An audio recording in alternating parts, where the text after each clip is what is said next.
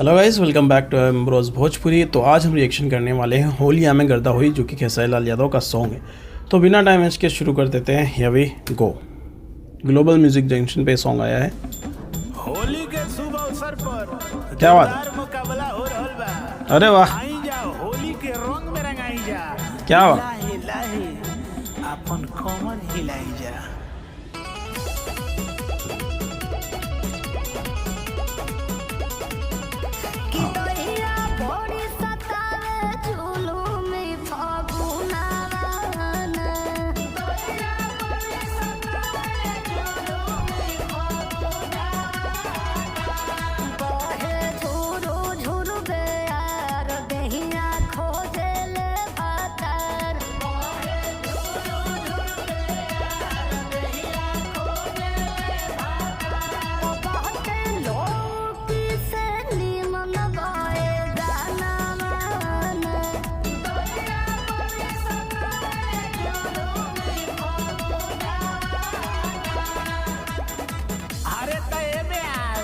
अब तोहरा वाली होके कुछ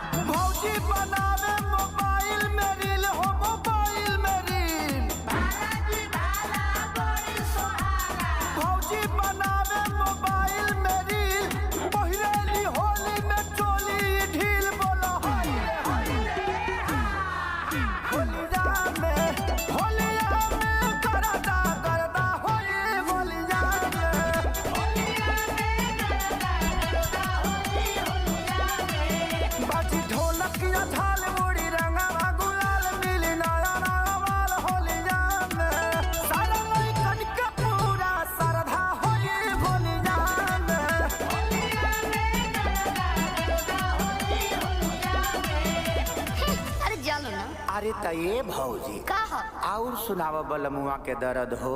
तलो सुनो कि चढ़ली जवानी छोलिया है।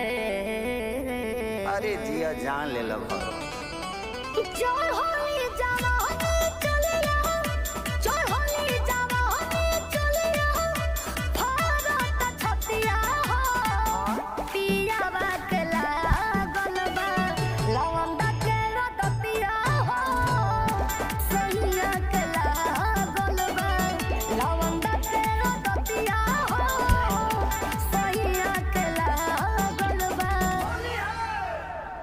और कुछ बताओ भौजाई के बारे में बे तला सुना ना सती हली सारा सारा सारा दिहली जाना को। अरे ना सती हली सारा सारा सारा दिहली जाना को।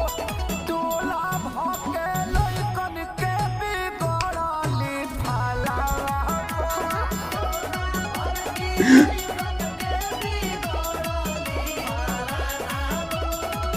क्या भौजाई आप भी कुछ सफाई देना चाहेंगे? एकदम 100%। ससुरा से निमन होली बात नहीं हारावा। ससुरा से निमन होली बात नहीं हारावा के। सैया से चोख पिचकारी बात है यारावा के। रजबू से चोख पिचकारी बात है यारावा के। अरे बुढ़उआ के बारे में कुछ सुनैबा तबे से मुंह बोले हवा। धोती में चोरवला फीचा कारी एक राधारी बाबा। धोती में चोरवला फीचा कारी एक राधारी बाबा। ए हो की राधारी बाबा, ए हो की राधारी बाबा। भइला लावंदा के पुजारी एक राधारी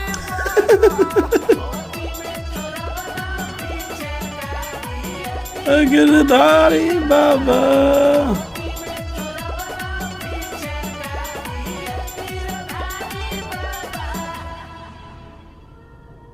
तो गाइस अभी तक जितने भी सॉन्ग हमने होली में सुने, ये गाना जो है वो उनमें नंबर 1 पे रहने वाला है, क्योंकि जिस तरह का एंटरटेन इस गाने ने किया है वो अभी तक के किसी गाने में हम नहीं हुए हैं। किसी गाने में आवाज़ ठीक से नहीं आ रही, किसी गाने में क्या इशू है, इस गाने के अंदर फुल एंटरटेनमेंट है, मतलब पूरा मज़ा। आप एक एक सेकंड इस गाने को सुनते रहिए, शुरू से लेकर आखिर तक आपको ये कहीं डिसअपॉइंट नहीं करता है। अगर मैं व्यू रेशियो पे देखूँ ना, तो ऐसा नहीं है कि कोई एक पॉइंट पर लोग ज़्यादा सुन रहे हैं, सारे पॉइंट पे लोग इसको सुन रहे होंगे। तो यही इस गाने की खासियत है कि ये गाना सुपर्ब है, एंड आई थिंक ये गाना गर्दा सच में मचा देगा, क्योंकि गाने का नाम भी गर्दा मचा देगा, और ये सच में गाना जो है वो गर्दा मचाने वाला ही है।